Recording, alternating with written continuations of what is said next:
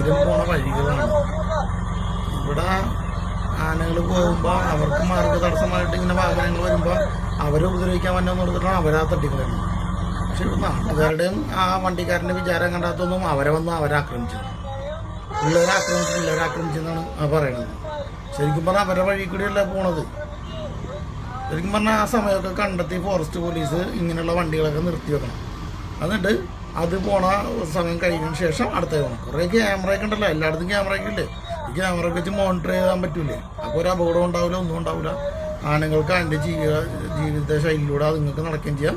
മനുഷ്യവാസന അവരുടെ രീതിക്ക് അവർക്കും പോകാൻ പറ്റും. ശരിക്കും ഇത് ഫോറസ്റ്റ് പോലീസുകാരുടെ ഒരു പ്രശ്നമാണ്. ഇത് കൺട്രോൾ ചെയ്താൽ നടക്കാവുന്നേ ഉള്ളൂ.